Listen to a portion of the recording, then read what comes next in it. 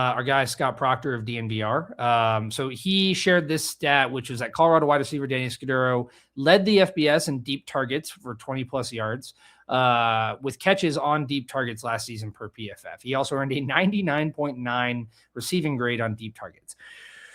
That is, I mean, like, obviously the numbers tell you everything you need to know, but that is just for this offense in particular. It's weird seeing him wear the number 10 because my guy Juju back there has got the number 10.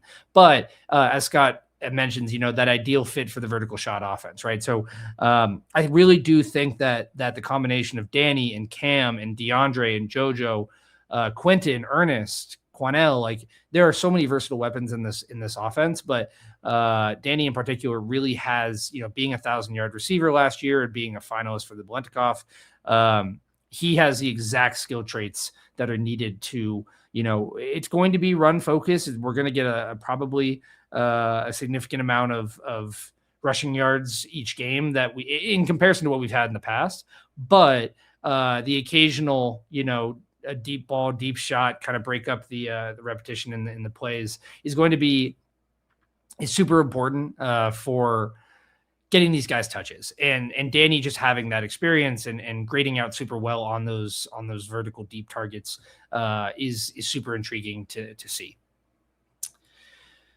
Let's switch gears a little bit. Let's check in on some former Buffs. We got some talking to do. We got some check-ins to do. We got some just seeing how people are doing and how they're feeling about Colorado. First and foremost, before we get into the nitty-gritty, I just want to show this good old Draylen Miller at Baylor with Taz Williams, I want to say. Is that, I want to remember, I think he was like a 5-star wide receiver. Yeah, Taz Williams, he was a 5-star receiver. Looking at taking punts. So Draylen is going to be in consideration there.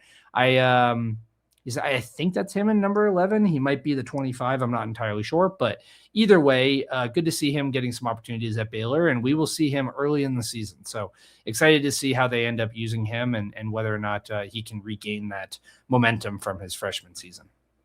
But DeAndre Moore, we've heard a lot about DeAndre Moore, SEC talent, all the physical traits to be that number one wide receiver, is currently hurt, so hasn't been participating in spring ball. Happy in Boulder, and the team is very happy with him. He has been acknowledged as that leader and that leading presence repeatedly by multiple teammates.